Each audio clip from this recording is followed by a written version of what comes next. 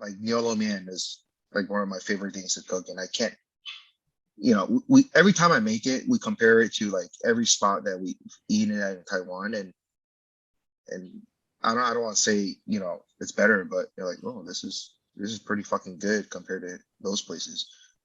Yeah, mom, I'm using Wagyu. It's like. Welcome back to Chinese Food Fight Club. I am Danica Lowe, and I'm here with my co-host, Andy Wang. Hi, Andy. Who do we have with us today? We have Liwei Liao, who is the dry-aged fish king of Los Angeles, and we will explain in a little bit what that means. But just to intro Liwei a little bit, I'm going to call him something that probably a lot of people don't call him, but this will be very good for his Asian family to hear. Liwei Liao is a very successful serial entrepreneur in the LA indie food world. He had a popular food truck called the Boba Truck, which along with things like Kogi and Soul Sausage were really the first ones that were just like taking mobile food to new places, and they happened to be run by Asian American proprietors, which we thought was very cool. And then a few years ago, when Liwei opened the joint in Sherman Oaks, a lot of people like me had no idea what to think because this was a combination fish market and coffee shop, and we didn't really know what the story here was. But it turns out that like Liwei is just good at what he does. He loves what he loves, and it made sense to him. Since then, he's become the dry-aged fish whisperer, where he's helped a lot of chefs like Chad Colby at Antico, Marco Kuda at the Brother Sushi, just better understand why this age-old process of dry aging fish makes fish more flavorful, more tender, why it's better than fresh fish. And during the pandemic, Liwei pivoted into some wild things. He sold $300 Shirashi boxes that quickly sold out. There were just these stunning jewel boxes full of Notoguru and Toro and Uni and all these other great ingredients. And and he admitted once, like he's got some really interesting clientele in the Valley. There's one actress from the Avengers who was in the parking lot trying to get through the back door to get one of these. And it's been mentioned before. We're mentioning it again. But then more important, like his influence on the LA food scene now is kind of unmatched in terms of he sells dry-aged fish to Rustic Canyon, which is a Jeremy Fox restaurant where Andy DeBrava has a Michelin star. He sells fish to Damian, which is Enrique Olvera's Mexican restaurant in Los Angeles, where Chuy Cervantes is serving Liwei's whole fish. Barla Cote, which is the new seafood hotness in the Santa Ynez Valley. Liwei supplies them. The list really is crazy. You go around LA, you go to Etta, that hot new restaurant, and you eat fish and you realize, oh, this is good because Liwei aged it. So yeah, he's just kind of everywhere. But just as important for us, Liwei is a New York kid. He's a Queens boy. And we want to talk to him about growing up in a fishing community, fishing family, hanging out in Bayside, going to Flushing, all of that. Welcome. Sounds good. Yeah.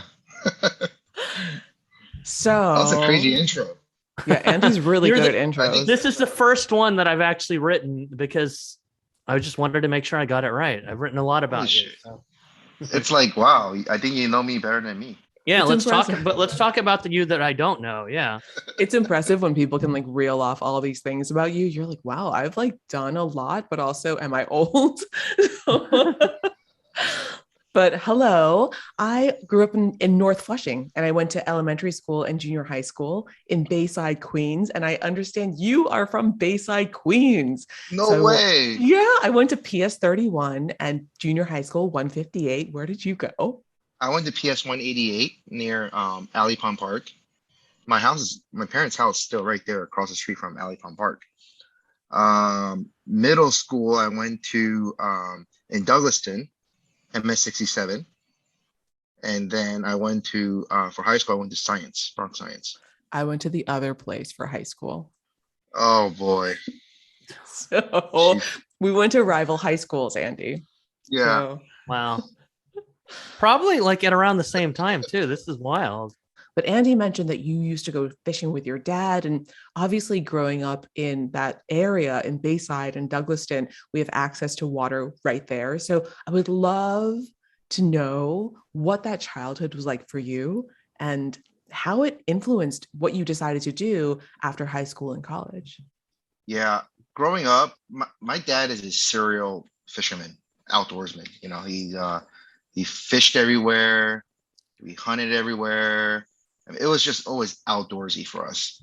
As early as I could remember, we've had a boat in the family, and the boat was always in the Sound, like Long Island Sound. Um, I guess maybe because it was, a little more sheltered, so there were more fishing days because it's in the Sound. The South side was a little bit more, was a little rougher, but we always actually drove. It was never in Bayside. We actually drove from Bayside across the Throgs Neck Bridge to Connecticut. That's where our boat has been for the last 30 years. My dad still goes like 4 times a week fishing in the Sound. That's his pastime, part of his life, I guess. But in Alley Pond Park, there's ponds near my house, and we used to go and we actually tried, fishing for bass in there, carp, frogs. We did a lot of all that stuff growing up. Did your And dad grow up fishing in Taiwan? Because obviously there's a huge fishing culture in Taiwan. My uncle, Oh, it's huge. Runs like a Huge. fishing company. So do you know, did he ever tell you stories of fishing in Taiwan growing up and where he learned? No, I remember. I remember fishing in Taiwan. Like when I came to the States when I was like what, 4, 5, and I remember specifically fishing in Taiwan when I was little.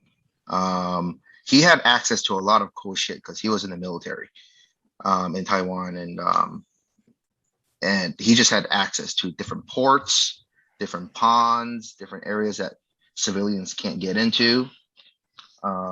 So yeah, as early as I can remember, in diapers, crawling, I was fishing.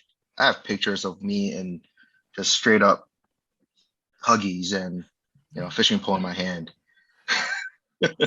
So how old were you when you started cooking with some of the stuff that you caught? Like, were you cooking frogs as a child, or were you cooking carp that you got from the pond? as almost as early as I can remember as well. I mean, we would go fishing, come back with a fish, and I was always fascinated with cleaning them and holding them. I was never afraid of them. So it was kind of like it was a chore almost. Every time we go fishing, we come back with a cooler full of fish. I had to deal with it. I had to deal with that cooler of fish. So whether it's, cleaning it now, cleaning it later, I had to manage that cooler of fish. So that kind of like, as little as I was, I didn't even realize what I was doing, but I had to manage that time, like how, when do I need to get to it? How should I clean it? How to clean it. There weren't videos back then on YouTube on how to clean fish. It's just like, here's a scissor, here's a knife. Don't cut yourself,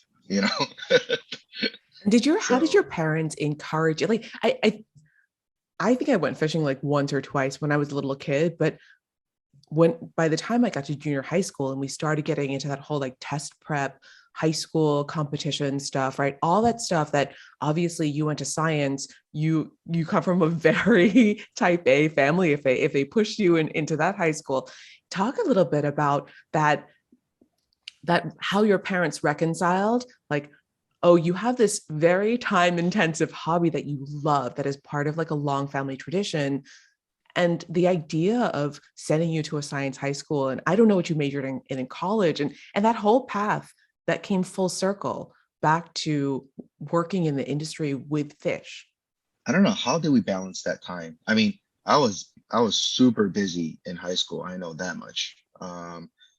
Middle school as well. It wasn't just fishing. I mean, we were playing violin, we were traveling with the ensemble. I mean, that's as type A as you can get for, first generation, I guess, immigrant family. But, I don't think fishing ever got in the way. We always snuck off to go fishing. Like I've ditched school to go fish with my dad and he was okay with it. Wow. It's like, dude, those porgies and flukes are chewing. We better go. Like, lay the snack Priorities, down, man. Yeah, the priorities. I mean, looking back, I don't think I missed much in school. What extracurriculars do you do in high school? I mean, high school, we were, I think the big one was violin. I Were was you in part of this violin orchestra? ensemble. Yeah. It wasn't part of the school. It was, I guess, third party. But I mean, we were touring everywhere, performing everywhere. So that took up quite a bit of time. Like my violin teacher would give me so much shit for going fishing or cooking because she's like, you had to protect your fingers. It ended up being fine. You knew. Yeah, yeah. What did your So parents want you to Danica, be? Sorry, can I just, I'm so, because our yeah, high please. schools were like, our high schools. So just to give everybody who's listening a little bit of context, because we're talking about this like we're normal rival high schools, but this is what it was like. So I went to the other place, which is the rival school to Bronx High School of Science, where Liwei went. So these two high schools are the most competitive high schools to get into in New York City. And this is how competitive it is. The year that I took the exam, and it's entrance by exam only, which is very controversial, but it's a standardized test. The year that I took the test, 25,000 eighth graders took the test, and they admitted 500 students to my high school, and similarly 500 students to Bronx High School of Science. So the admission rate is way lower than like Harvard. So this is how competitive it is. And for a lot of kids, these schools are not full of rich kids. I'm sure the statistics are very similar to Bronx Science, but at Stuyvesant, 47% of kids who went to Stuyvesant at the time that I was going there were living below the poverty line. So these are not rich kids. And for a lot of people, these schools are a lifeline. And so you can imagine the heightened level of competition, especially among first generation immigrant families who don't really want to and can't afford to pay for Dalton or Horace Mann or pay for these crazy expensive private schools. So this is the context. And I don't know when you went to high school, but I started high school in the 90s. And that, I mean, that was before the internet. That was before all these sort of social media and, internet-y kind of billionaires came up. This is before Yeah. tech.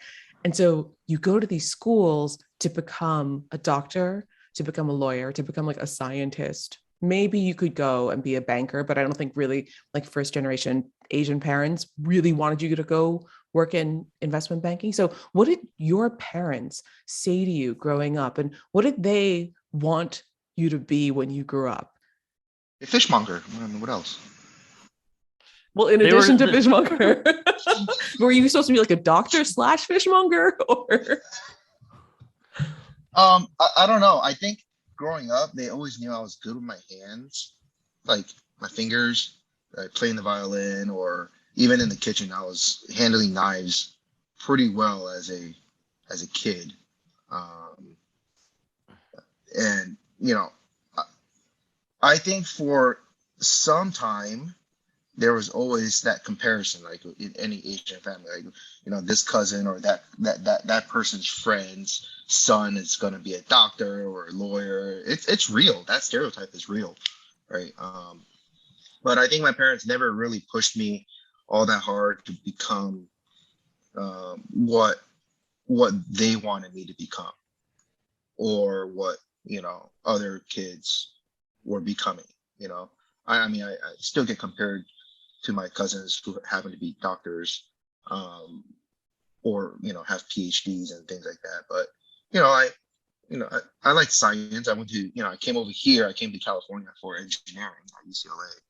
So I kind of took a semi-respectable path. So I mean, I guess right, and then you ended up cutting fish for a living, and then making yeah. boba for a living.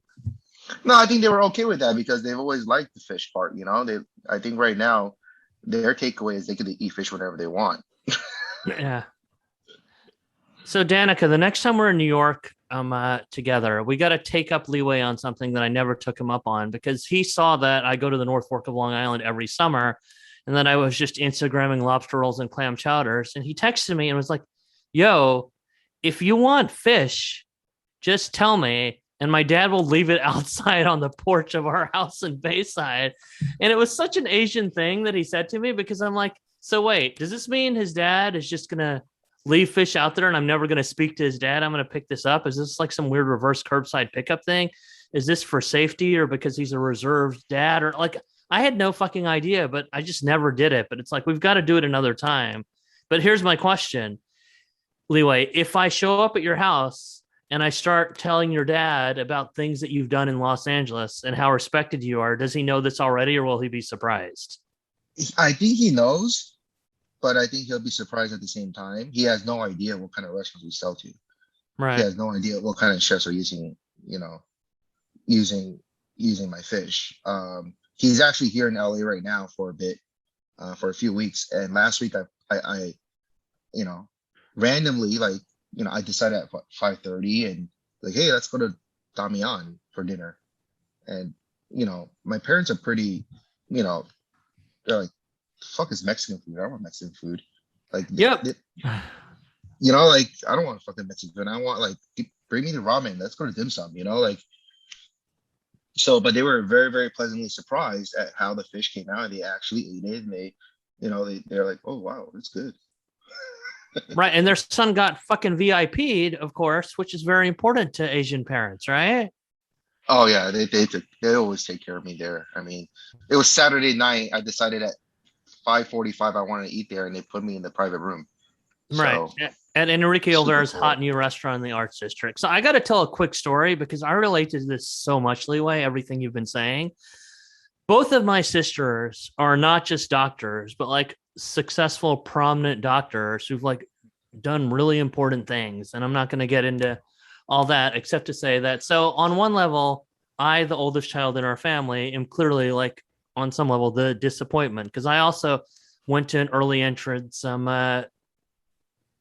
program for gifted students before my sisters did because I was older. I did all that same shit, and I just ended up doing all this weird stuff for my career. Fine. There's one night we're in Vegas and we're at Bartolotta, which relates to you, Liwei, because this was the best seafood restaurant I've ever been to. This was the guy, Paul Bartolotta, who had a marine biologist at Wynn, who spent months and months of his life convincing this one guy in the Faroe Islands, which, I know it's the Faroe Islands, but he kept it a secret, to send him these langoustines, right? And they had to figure out how to keep them alive, right? And he's buying scorpion fish from the Adriatic Sea and just like all this really specific stuff. This restaurant is in Vegas. All the Italian high rollers go. If you get a tasting menu there, it's going to run you $200 to $500 per person. But whatever. I'm with my parents in Vegas, and I know Paul well. I'm like, we're just going to go here. We have tickets to like go see some stupid Cirque show. And it's clear that from the pacing of the kitchen, like we're going to be a little late for that show because they just keep sending more and more stuff out, right? We ended up being only like 20 minutes late, no big deal. Paul sends maybe 12 courses, all the gelato granita. And then instead of a check, he sends us a handwritten note that just said, Andy, I saw you having such a good time with your family, and it just reminds me of how much I miss my Baba and Babo, and this dinner is on us. Thank you so much for coming. So my sisters the next day were just like, of all the things that have ever happened in our lives, I think our parents were the most proud that fucking happened to you because they're just like, that's $1,000 dinner that we didn't have to pay for. And in reality, they think it's $1,000 dinner, but it was probably like a $3,000 dinner, right? Yeah. And it's just funny how these things come full circle. So I'm sure that even though your parents won't ever tell you this, they're bragging to every fucking friend. We went to this place and an uni tostada is $28 and they sent us this and we didn't pay for it, right? Or this restaurant's impossible to book. My son called them in 2 hours. We had the best table. I promise you that's happening if your family's like every other Asian family I know. So how does that make you? How does that make you feel? And also now that you know this, where are you going to take your dad next? I don't know. Yeah, I'll probably take him around. I mean, on the way back, my mom is kind of like, yeah, I think we should go to every restaurant and try every restaurant, that you sell to, So I Amazing. think they're thinking about it. They want to, and they're foodies. They've eaten everywhere. I mean, growing up, I think that was part of my education. I think a lot of tuitions paid to restaurants. We've eaten everywhere in the world, like, Japan, multiple tours, Hong Kong, Macau, all around Europe, South America. I mean, I think that was, at least with my parents, we were, foodies. We ate everywhere. They had a lot of friends that were foodies, the best restaurants in New York City, everywhere. We always ate. So I think I took a lot of like that, that culinary sense of the side of me, like from just eating out. Did you go to So Asia a lot with your parents as a kid? Did you go during summers and stuff? yeah, yeah, yeah. Like Taiwan, Japan. I think those two were like obviously the most common places that we went to. And then Hong Kong quite a bit. Hong Kong. Do you have And very if you're in Hong Kong, distinctive, do you have like very distinctive, strong memories of some childhood restaurants that you went to in New York City? I don't know, anywhere in New York, Flushing, Chinatown, the rest of Manhattan, anywhere, or even in Bayside, because there's some actually really interesting restaurants in that Bayside, Douglaston area, in like the 90s. oh, totally, Yeah. totally.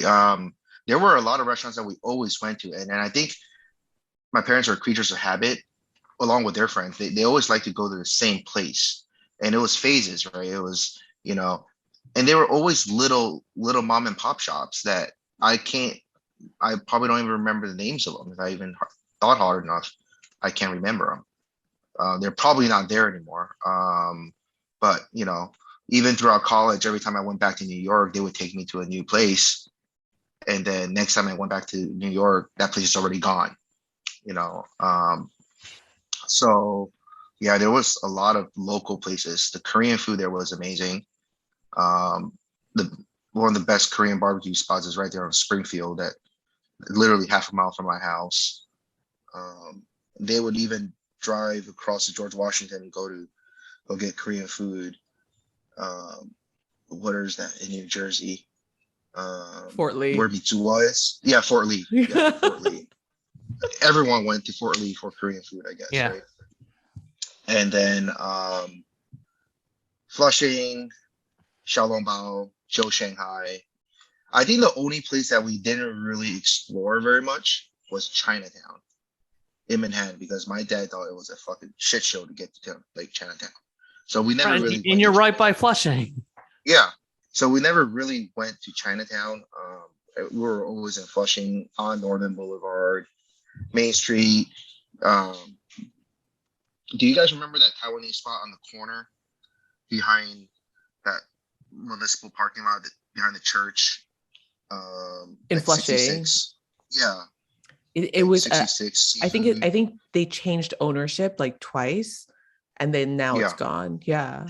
Now it's gone. Yeah. That whole block. I'm amazed that you know this, Danica. Of course, no. For a long time, there were not that many Taiwanese restaurants in Flushing. Right. Flushing. For a long time, it was mostly Cantonese restaurants. Now it's like all over the place. Now there's like everything. But at the time, this was the only place you could go and get good chou tofu. So my dad would want to go there all the time. Right. I mean, it was like I think that whole block ended up being owned by the same person or something. Like that knew him. And that's right there, the same block as Nanxiang Xiaolongbao. Yeah. So that whole block. But growing up, we were eating that Taiwanese food there. There was Taiwanese food in Elmhurst. It was everywhere. Yeah. Legit. We should point out that all three of us on this podcast right now are Taiwanese American. That's pretty wild in itself. Yeah. So we're everywhere. So Liwei, I'm not really trying to get you to start any shit, but Chinese food, Taiwanese food, however you want to sort of describe, or like however you want to classify it, like Flushing versus the San Gabriel Valley, what's better or what's worse or what's different? I don't know if I'm qualified to judge that anymore, because I haven't eaten in Flushing in so many years. Right. And I know it's so different now. I don't even think I can't even remember the last time I ate in Flushing, to be honest with you. My only memory of Flushing was childhood memories. Right. Every time I went back to New York, we were exploring a little bit more. I think we were eating more in places in Manhattan, or like outside of that little bubble. I think only because it was the traffic was getting bad too. It was like getting into Flushing was a shit show all the time. Where do you get Taiwanese food in Los Angeles, or do you mainly cook it at home when you crave it? I mainly cook it at home. I think um yeah, I've learned to cook or figure out how to cook some of the dishes that, I like, I like the best, in Taiwanese cuisine. I took a lot of that away from every time I went back to Taiwan, the street stalls and, eating everywhere, trying to figure out, asking the owners questions. How do you do this? What's in that? What cut is that? So like I said, that's like a lot of my tuition, right? A lot of um, my education in the culinary world, I guess. Danica, you need to eat Liwei's Taiwanese food because it's just like every family's Taiwanese food, except it's Liwei. So he just uses the best ingredients that other people can't get. So I remember, pork with tea eggs, but the pork is Peas and Barnett pork, which is just like this fatty California, deeply rich pork, right? So if you think about, just like chashu or any fatty pork or pork belly, if you make it with Peas and Barnett's pork, it just intensifies it. And then Liwei was at our friend Carol Chin's house, and he also made steamed fish, but of course that's his own dry aged fish. So it's kind of like this other level. And like I know that we both know John Yao in LA, but the chef at Cato who has a Michelin star for doing upscale Taiwanese food. But I feel like that there is room, right, for another chef, another restaurant, another place to just make, Taiwanese comfort food with better ingredients. I mean, obviously we have Yang's Kitchen in LA. There's Yeah, Fat Choi, Flock and Fowl, Every Grain, all of those Sheridan Sue restaurants that he opened in Vegas. But there could be more. And I mean, I'm not telling you to yeah, do I it, think Liwei, so. but I think you should. I mean, I don't know that I think that's something that I always like to do. Like, how do you push the limit? How do you make this dish better, right? Like Nyolo Mian is like one of my favorite things to cook, and I can't, we every time I make it, we compare it to like every spot that we eaten at in Taiwan, and I don't want to say it's better, but you're like, oh, this is pretty fucking good compared to those places. It- yeah, mom, I'm using Wagyu. It's like, or like when I make oyster pancakes at home, I literally shuck like 60 kushi oysters versus like, regular oysters. Yeah. 60, like 5 dozen kushi oysters.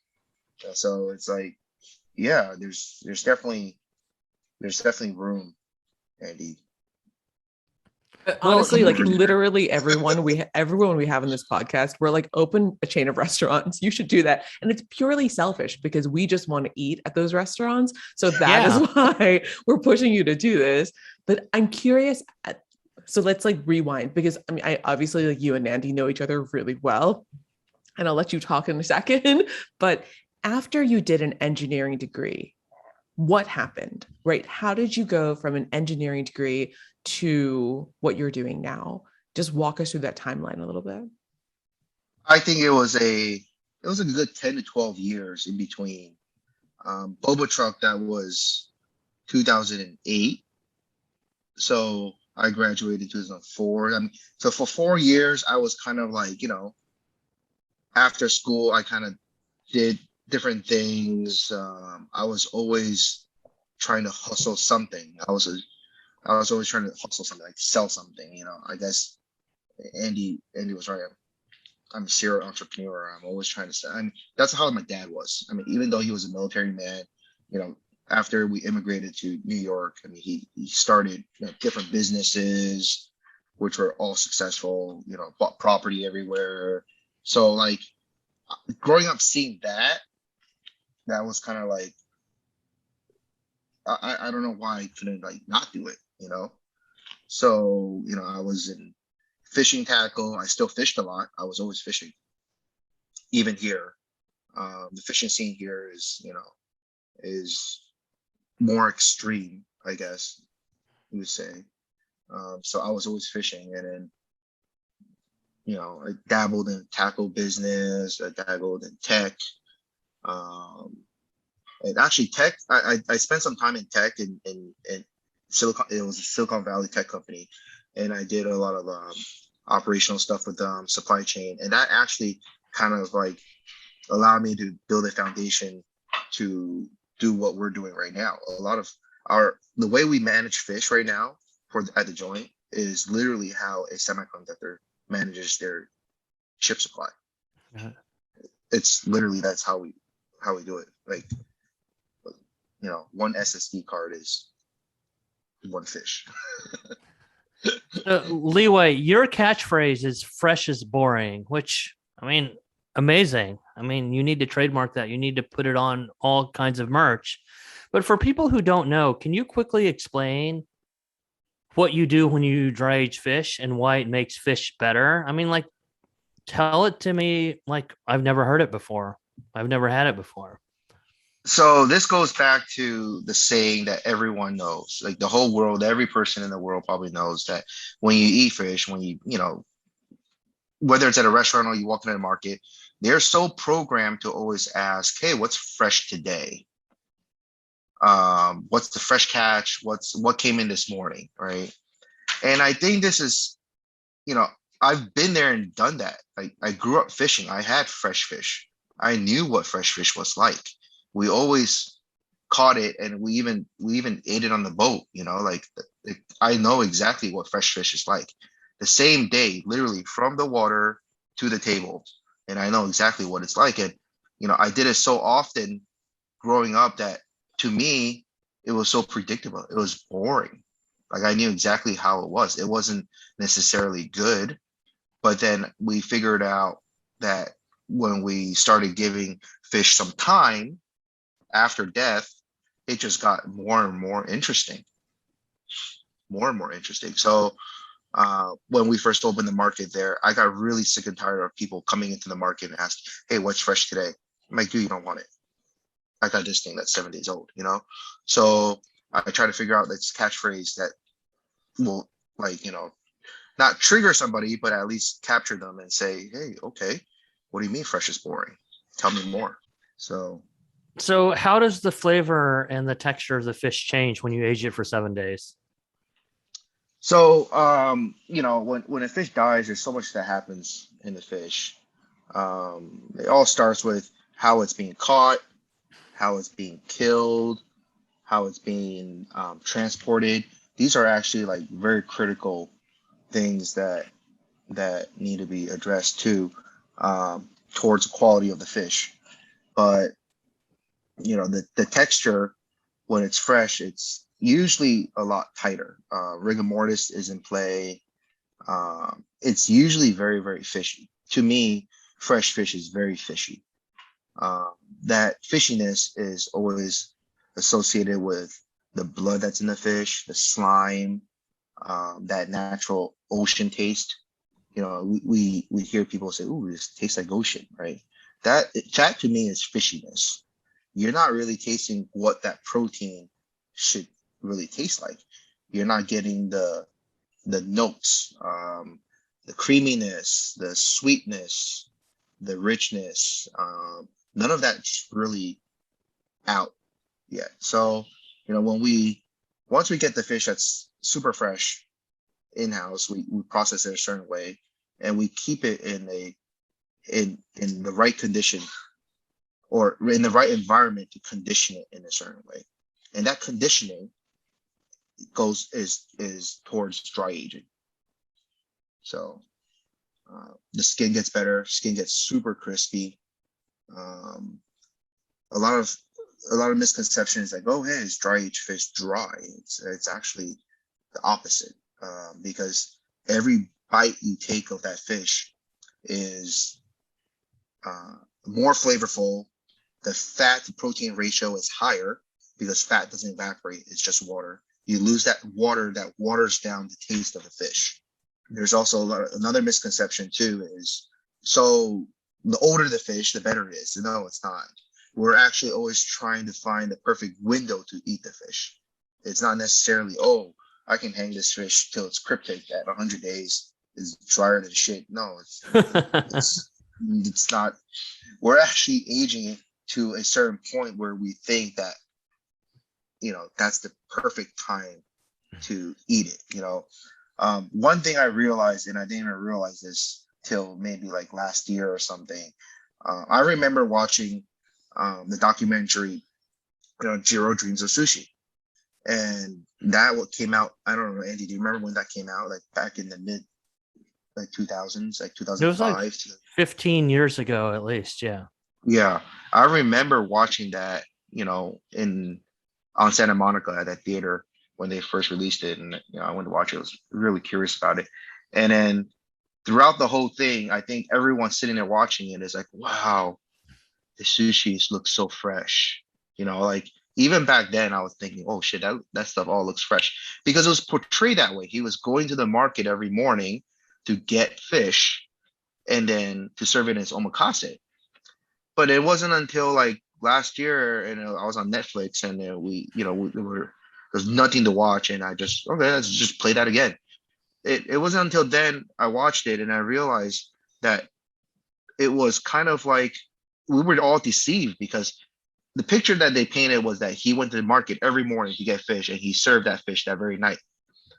But there were lines in there that he says that it's all about the timing. They were holding on to fish and serving it at a certain time, but they were there at the market every morning to find the fish in the best condition so that they can get it back to the restaurant and then take care of it and then serve it when they felt it was right.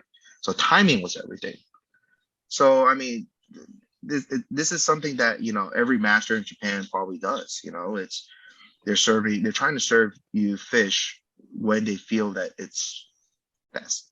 So, because I actually just moved to England from Hong Kong. In Hong Kong, there's a huge distinction between cured fish sushi, like omakase places, and like fresh sushi omakase places. And I can't remember what the term is, it's a Japanese term, but the cured sushi places are so much more expensive because there's so much more that goes into it.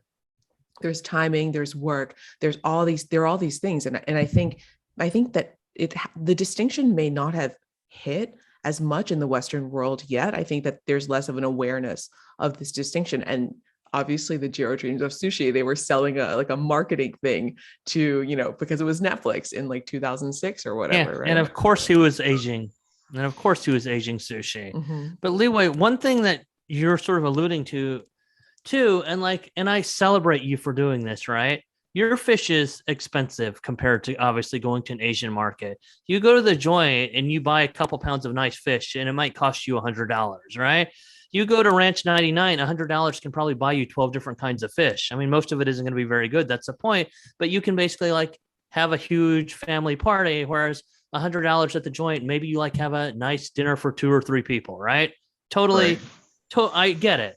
I also understand why you charge $300 for a chirashi, this glorious chirashi bowl that has caviar and wagyu nodoguru in it. But you really are part of this movement. I mean, let's just think about some of your friends that I've seen hanging out at your restaurant. Sang Yoon at Father's Office convinced people that a Korean American chef can charge you $25 for a beer and a burger, no substitutions. Fuck you if you want anything else. And there is a line out the door, right? Yeah, get the fuck out if you want ketchup. No ketchup. Yeah, exactly. No fucking ketchup in the restaurant. I mean, good for that guy. Marco Kuda at the Brother Sushi, and before he was at Asanebo, has completely convinced a lot of people. He's about to open another restaurant in Santa Monica that, you know what, you could go eat this expensive tasting menu, French, Italian, whatever. But if you want to spend $300 for one of the best meals, go eat my omakase, right? You're obviously very tight with Justin Piche-Trunsky from Anajak Thai, who's running his family's Thai restaurant, but like you, has a very diverse background. I mean, he was a graphic designer. He's a great photographer. Now he has Thai Taco Tuesdays with your fish, where it is not at all weird for people to pay $28 for some tostada with like uni and ikura on it, and certainly not weird for people to pay $50 essentially for one bite of nodoguru. And not only are you guys expensive for Asian food, you're collectively some of the most popular places. So I know, as a chef, as a fishmonger, as a business owner, you're just in it all the time and you don't hear it. But do you feel like you're part of this movement, or what does it feel like now, like hearing that you are part of this movement?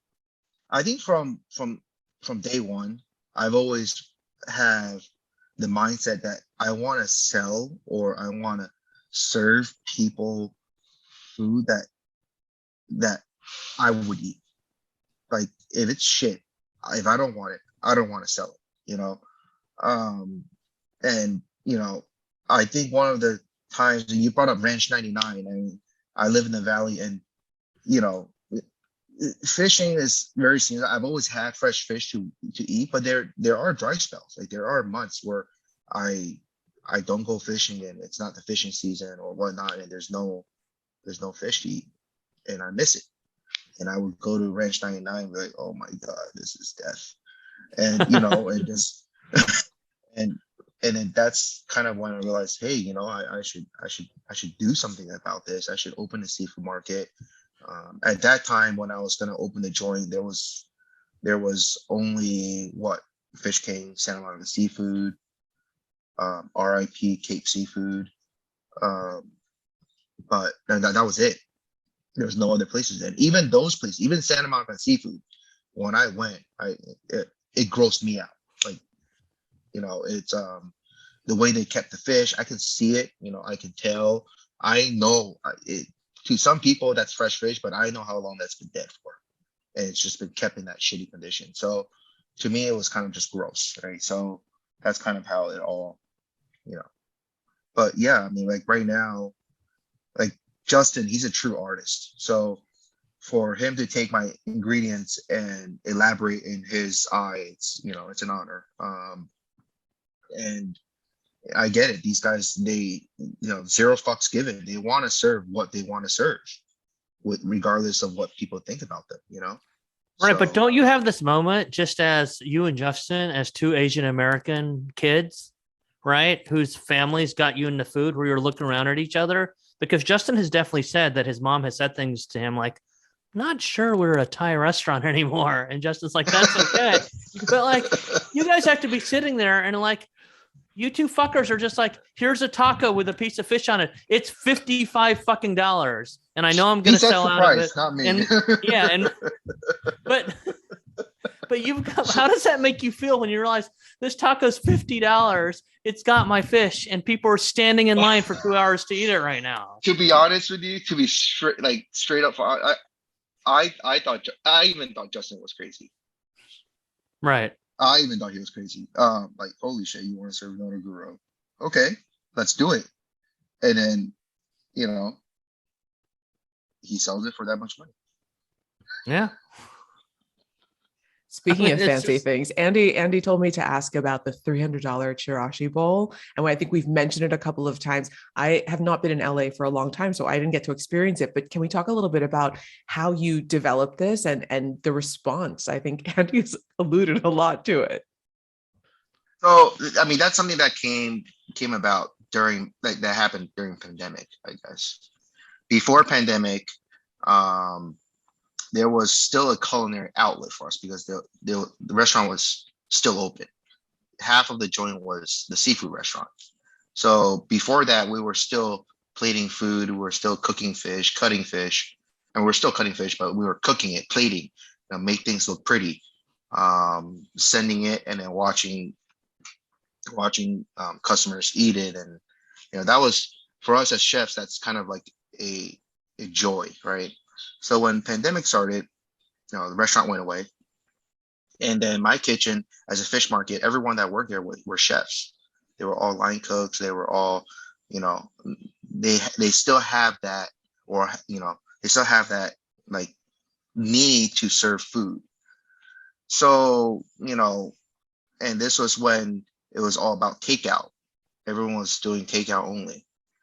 And I did not want to send fish that's grilled up in a box, and it's all about timing. You know, if I cooked a piece of fish, you need to eat it right away, because the last thing I want is for that fish to cool down and you nuking it for another 3 minutes and then eating it. It's just not a good representation. So I was kind of just thinking, and like, okay, let's make some, you know, Shirashi boxes. I was really hesitant at first because I didn't want to associate myself with being a sushi chef or a sashimi chef, because that's not who I am. I'm just a fish guy. But who happens to know how to cut fish. So, you know, I kind of just got thinking and let's just do a Shirashi box. But you know, I see online everyone's doing Shirashi boxes, and I'm just looking at like, oh, that sucks. Oh, that sucks. Oh, that sucks. Okay. So, okay, I got all these fish in my case right now. Let's just put something together. The Right. best Some people rice. are buying your fish to make Shirashi boxes. Let's be real about it too. Yeah. Yeah. Yeah. So, I mean, it's just slices of fish. I mean, that's how I eat at home. Really, that's how we eat fish and rice. We never really made like nigiri at home. It was just chirashi. It was always just slices of fish on a plate, a bowl of rice, and put it together and eat it all together. So that's how that started, really. So when you know, were that's looking just at other people's chirashi and you were like, that sucks. What was the, I know this is going to sound like a little artsy fartsy, but what was your vision of like the ultimate no. chirashi box? Okay, it didn't suck. I mean, that's kind of mean to say, but it was kind of like it was boring to me. All I saw was just salmon and tuna, and I'm like, oh yeah, that's frozen tuna out of a tube. It's like I knew what they were, you know. It was really boring to me. So I was like, you know what? Let's just put in the craziest shit in the box. Like I think there was one box when Andy challenged me to do one over how much money? I don't know. I did it. And we lost money. We don't make money in those boxes. There was so much shit in there that was crazy from Japan. Like Japanese people, when they saw it, like it was like 38 slices of crazy fish. Like if you were to eat an omakase like at Jiro, what is it? 15 slices of fish, and it's like $400 for 15 slices. So I wanted to serve 15 slices of fish, you know, but way more affordable, you know. So, you know, it was like every one of those boxes, I don't think we ever made money because we put so much into it.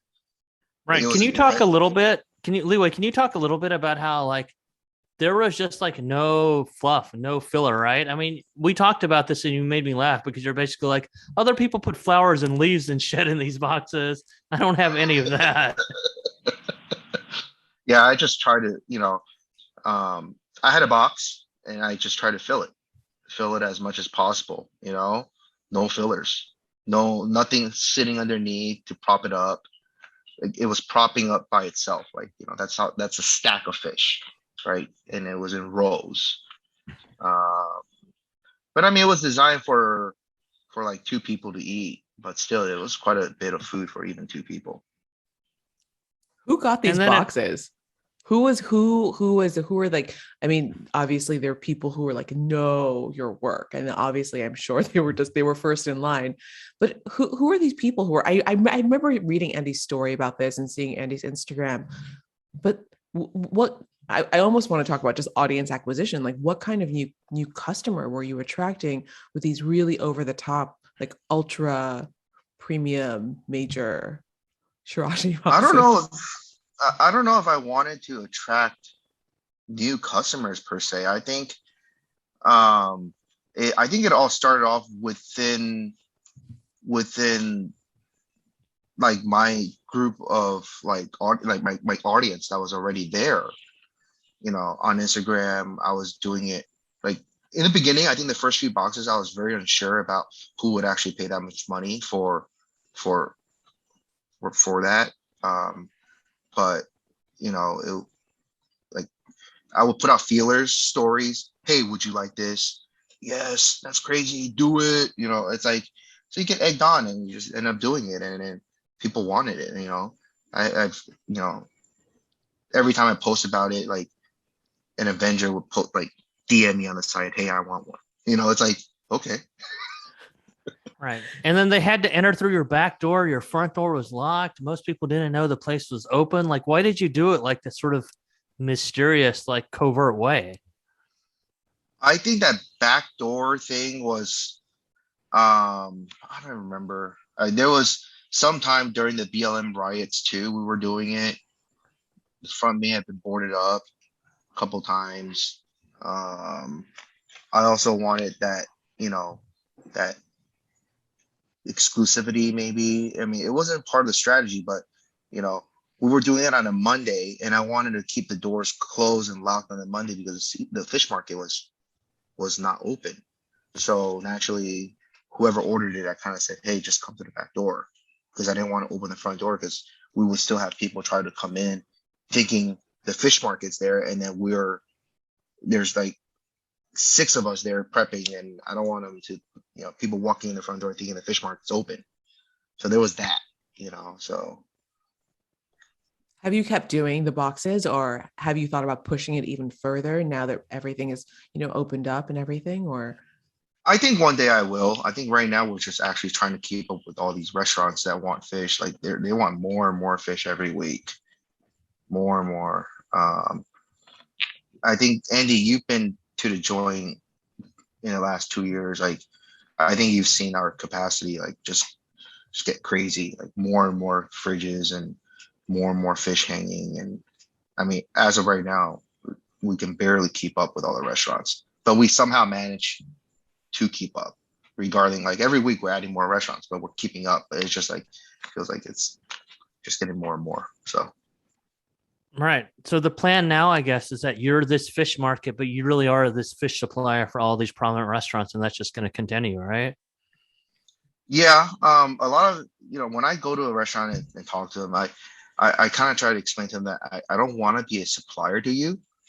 I'm not per se like a wholesaler that just I want to be your partner in the restaurant where I'm managing all of your fish. I want to take that off your plate and make sure, then it's always, you have less waste. You have, I think hands is one of those biggest things. Like right now, restaurants can't find enough help. They're in the kitchen, let alone somebody that has a skill set to break down fish or process fish. So just let us do it for you. We'll, make sure that part of your kitchen is covered.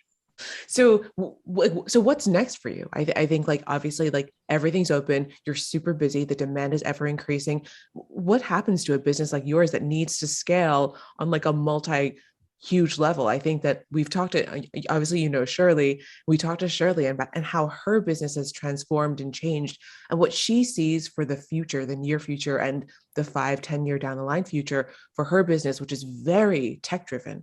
And what you said about distribution actually is so interesting, because what we're finding as we're having these conversations with people who are in the food industry, restaurants, suppliers, chefs, there is such an interconnection between people in the food world and tech, whether it be crypto, NFTs, people who've worked in Silicon Valley, people who've taken tips from their work, in Silicon Valley or in tech previously. Where do you see your business growing? And is tech part of that picture? Tech is definitely part of that picture. I mean, the only way we can manage what we do is with a different set of system that no fish wholesalers has ever seen before. I mean, shit, we're forecasting fish with restaurants to the farms 3 weeks out. Like that's unheard of. I'm giving restaurants like roadmaps to what kind of fish they will use over the next quarter. Like, that's unheard of. Like most chefs has always worked in the sense that, oh yeah, what's fresh today or what came in this morning, and it's very very transactional, like on a daily basis. But I kind of like knowing what had happened during COVID, where supply chain and logistics kind of like came to a halt, like knowing how that could affect the industry, like we need to kind of see and operate seafood in a completely different light. I think right now, obviously we're growing relatively fast, but this isn't something I can just like say, take an injection of $10 million and build a big ass warehouse and boom, I can supply everyone. I think this is still, for us, every fish that comes into a house is still got so much TLC, so much care, so much, we put so much effort into processing and maintaining every fish that it's simply not scalable with robots. Everything is still done by hand, the old slow way, so I think our scaling, our growth is going to be limited by that, but growth is inevitable.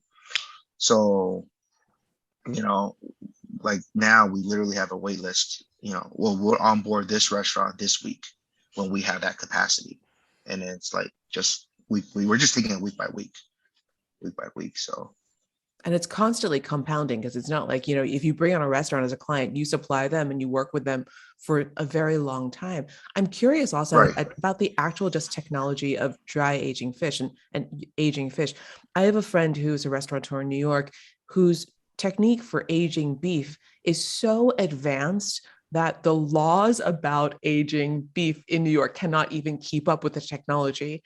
So have you seen technology affect the actual aging process and drying process of your fish? And is that a technology that, or an industry that's advanced at all in the past decade, 2 decades? You talk about there's so much hands-on work that goes into this industry. Right. That's a good point. I think, aging fish, I have my own processes. Our procedures are very, very different than what health inspectors may have seen ever. They don't. There are certain things that I've discovered and proven with science in our own facility that contradicts what health department wants per se. Like the different ways to use sanitizer. I mean, like there's just so many different things that what we do they don't understand yet because they've never seen it. And for them, they're just always cautious and always it's wrong if they've never seen it before. That's their take on it, right? But that comes with us, developing different ways and HACCP controls and plans within ourselves. And when we get to a certain level, then I think it will be more, mainstream. But as of now, it's still, we're still kind of like pioneers in dry aging fish. So, and beef has been around even longer. So if you're saying that technology of beef is already, way ahead of what the laws can be, I mean, like when it comes to fish, we're still on Earth trying to get to the moon. I mean, I feel like there's like a Netflix show in this, but I also feel like there's like a Netflix show in everything. Like we just want to see people like doing things with these raw ingredients that are so cutting edge that the law can't even keep up. I mean, I think that's so amazing. And I have one sort of like more, touristy question for you. Is there anywhere in the world that you have not fished that you would love to spend time fishing, just as like a person? Oh yeah, I mean, now it used to be, wow, I want to catch that to eat it, but now it's more like I want to catch that just to catch that. So I mean, there's so many places in the world that I want to go fish just to be able to experience that water. Really, it's there's so many places I can't even name them. Seychelles is one of them. Hawaii is another one. Like there's a lot of. And I'm a big fly fisherman now, and then that's like one of those things we want. We're travelers. Like we want to go to different places and see the different kind of waters, see the different habitats of the fish, how they act. It's funny. Like my whole family's been just like genetically ingrained. Like somehow somehow we end up doing something with fish. Like my cousin that I talked about that has multiple PhDs. I mean, he studies fish. He's a marine biologist. It's crazy that it just happens this way genetically.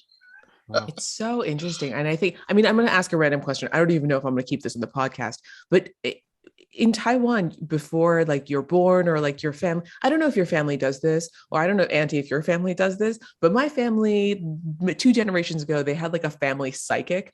And before the kids were born, you would have to go and the psychic would like tell you about what the kid was going to do. Did your family ever do that? There were stories. I think what they're called, like they go and look at the names and the birth dates. Yeah. And then yeah, I think every family has some sort of psychic, I think. I'm curious if they ever said anything about water or fish or something, because if it runs through your family like that, it's almost as if there's like some indicate there's something, right? There's like, I don't know, this is me being like super Taiwanese. I don't know. I don't remember them ever saying that. Oh yeah, yeah, your family's all fish. They can turn into fish. So It's I funny because my mom probably believes more of that. My dad was like, no, I don't believe any of that shit. same, same. In the family, there's always going to be one or the other, right? So I feel like as I get older, like the more I'm more willing to be like, oh, maybe this is true. So anyway, I think Andy has a lightning round to close out this episode. So, Liwei, you supply fish to a lot of restaurants. Tell me your 3 or 4 favorite chefs that you work with. I can tell you the kind of chefs I would like to work with, and it's very evident. Seeing the kind of restaurants that we're in right now, and it's always the chef that is got a certain level of understanding that there's always more to fish. There's a lot of restaurants that kind of like, or a lot of chefs that aren't even there yet with the mindset that they want even more with fish. Um, you know, the perfect example is like Andy at Roasted Canyon. Like I don't think he likes fish at all. I made him. Did you hear? Did you ever hear about the uni bump I made him do? No, you got to Oh tell my us. god! So I went for dinner one night, and then this was they were already using my fish, and I went for dinner once, and then sometimes I BYOU, I bring my own uni, so and then we were sitting there, and then I was like, ask Andy and Nestor to come out. We're gonna do uni bump. So I had a tray of Hokkaido uni, and then we're there. He comes out, and then we're like, yeah, uni bumps all around. So I put a straight full on line of Hokkaido uni on Andy's hand, and he takes the whole thing down in one shot, right? And then later I find out that he fucking hates uni. He from what I heard is he took it down, held the barf down, ran in the kitchen, went in the pantry, just threw herbs in his mouth to just like To like season it oh, after he ate it. yeah, because he couldn't stand the taste of uni in his mouth. Right. I've got some dill. It's a palate cleanser. Yeah. So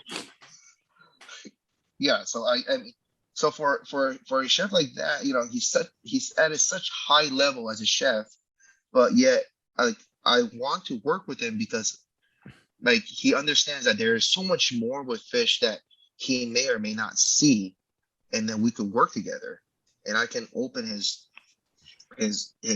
options up with with the different striped bass, with the barramundi. Like before, like no restaurant in LA was serving barramundi. Barramundi was known as like a shit fish.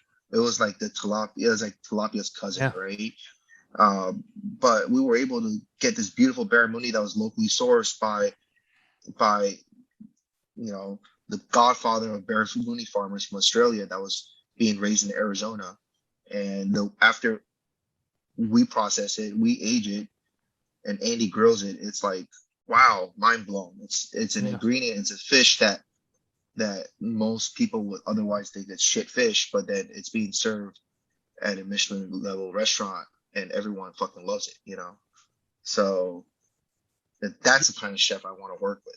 Yeah, you talk to Michael C. Marucci or David Chang. I mean, I know these are not chefs that you work with right now. I mean, they would be very lucky to work with you, honestly. But they like to talk about how things that they serve, like rockfish, they used to be trashed fish.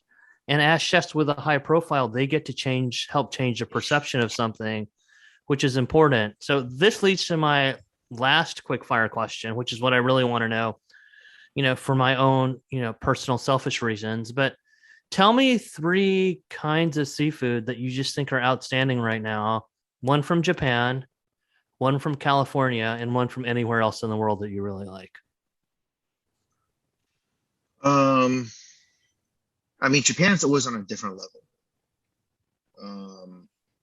those guys surprise me even now. Like they're I really want to go to Japan again because I haven't been since the new fish market opened. Mhm. The old fish market was basically Tsukiji, and that's been there for centuries. And the level and quality of fish coming out of Tsukiji was already fucking immaculate. It was like it was mind blowing. The quality of fish that was coming from such a old primitive fish market. And then now they've moved to Toyosu, where this is where technology and fish meets. Like the whole market is just technologically advanced by Japanese people, and that's something that I really want to be able to see because you know um, you know how are they able to keep it so well without technology, and now they're incorporating technology to it.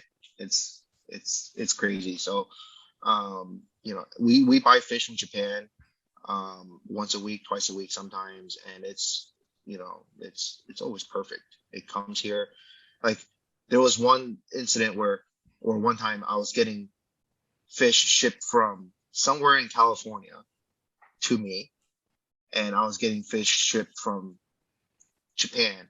It left at the same time, and it got to me at the same time.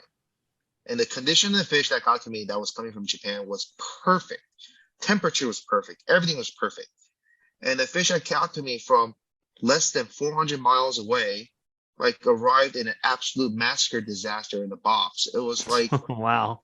how the fuck? It's like, it's just mind blowing, It looks like that box fell off the truck and the fish was in a rinse cycle before it got to me. And then the fish that traveled 4,000 miles is perfect. Like it didn't look like it even hit the ground like any harder than you would put it down. So it's crazy. So Japan is like one of those places where it will just continue to amaze me. The way they process fish, the way they kill the fish, manage the fish. I mean, that's Japanese people for you.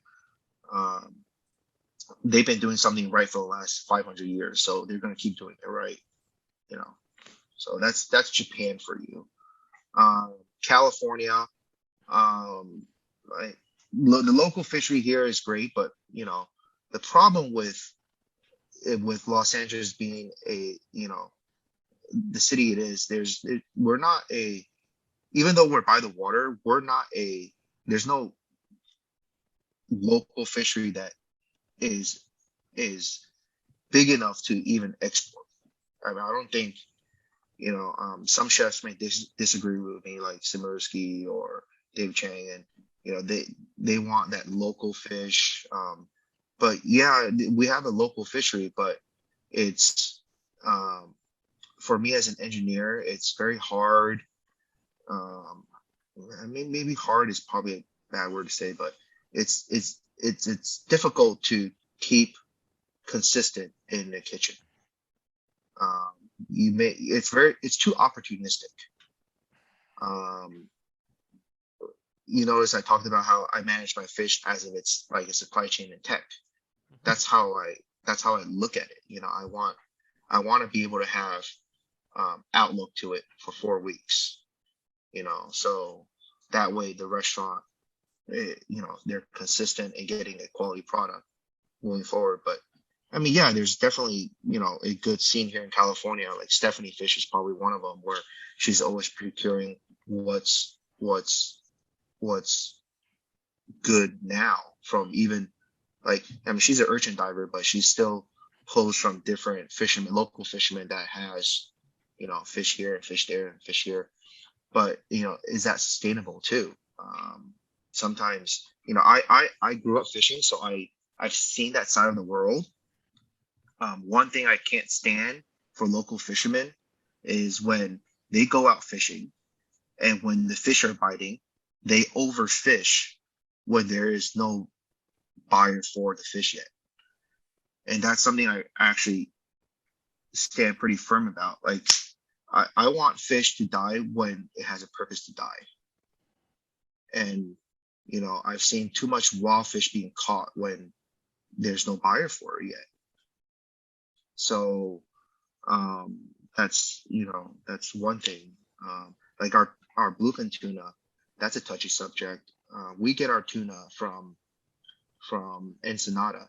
It's the ranched wild fish, and that versus the other tuna that's being caught in big seine nets, or like long liners. When they catch tuna, they'll catch them, they'll fill the boat, come back to port, then sell them. But the pens in Ensenada, they'll only harvest what is required. So in a sense, that's probably like a more sustainable, in my view, at least. That's that's kind of like a more sustainable method. Growing up, we were fishing a lot. We've always caught a lot of fish. There was maybe it's a Chinese thing, but when we were little, when they were biting, we kept fishing. We kept putting in a cooler. We came home with coolers and coolers and coolers. It's like, we wanted, if we were catching it, we were gonna sack them, So like I grew up doing that, and then up to a certain point, like even my dad right now, he'll fish all day, catch hundreds of fish, and keep 2 for dinner. So I think we've come a long way. Even like ourselves, knowing like how much should you harvest from the wild stock, and then local fishermen, like last year, like white sea bass, for example, local fishermen demolished that local stock when they were biting really, really well, but there were no buyers for it because everyone already had fish on their menu for the weekend. So to me, that's not responsible, So I like working with good farms, good aquaculture. One standout in any part of the world, Andy, that you want to say is like New Zealand, like the Ora King that we get from New Zealand. That's probably one of like the most responsible and leaders in aquaculture in the world. Everyone thinks salmon farming is bad, right? We've been programmed by the internet to think that way. But people come into our fish market and ask us, hey, is that salmon wild? But it's just think about it this way. If every human being in the world only ate wild salmon, dude, the wild salmon stock would be gone in like 3 weeks. Like salmon is probably like one of the top 3 most consumed fish species by human beings, right? You don't even need to Google that. Actually, you just think humans eat a lot of fucking salmon. Yeah. So if all we ate was wild ones, there will be no more wild ones, and very, very, very, very fast. So I mean, there's always going to be good farms, right? Good farms in any kind of farming. Good, farms that grow good carrots, farms that grow shitty carrots, kale. I mean, every farm is always going to be good and bad. So, what I think my position is to kind of support that the leaders in the farming for fish, so that they could get better and better. Then we'll have fish in the future. I mean, everything else is farmed. Chickens farmed, pigs farmed, lamb, beef. I mean, I think fish is the only industry for protein where it's still teeter-totting between farmed and wild. Any other protein that we get, unless you're a hunter yourself, commercially sourced protein is still, there's wild. We're still dipping into the wild stock versus the farm stock. So I think we need to start thinking more about the future and leaning more towards that farming side. Like Ora King, the way they farm salmon is unbelievable. Like it's a misconception. People think that salmon is farmed in there's so much salmon in a pen or a box or whatever, and they're on top of each other, they're shitting on each other. Like that's the image that people have for farmed salmon. But if you look at like how Ora King is doing, it's 1% fish to water ratio. That's how much water they have. It's crazy. So, but people don't see it. And I think people start not opening, but be more susceptible to or more welcoming to understand that that part of the world is necessary. Thank you so much, Liwei. This is I love that point. I think it's so important for everyone to understand that there's a sliding scale of farming, of obviously across all. You're completely right, across all of our proteins and especially fish. Where can people find you on social media if they're looking for you? It's rather easy. Dry Age Fish Guy. Just search dry. Not Carp Boy. Not Carp Boy. No, that's a story. There's a story behind that one. So maybe for another day. Yeah. So Thank you follow so Liwei much. on social media. If you're in LA, you can visit the joint in Sherman Oaks, in the San Fernando Valley, and that is also you can find it on social media at the joint. Actually, you changed it, right? What did you change it to? Oh, I just changed it to Joint Seafood because the handle before incorporated the restaurant, and Right. then the restaurant's not coming back anytime soon because we don't have room for it. But it's just Joint Seafood. You'll be able to find the market there. Right. And they do some prepared foods if you don't feel like cooking, or there's some things where, you can just pop into your oven and all that. But yeah, the main point is you buy this fish that is for the most part not fresh, but it's better. So yeah, pay him a visit. Yeah. I mean, fish is always, fish is so intimidating to everybody, but we're trying to make it as easy as possible for people, as less intimidating as possible.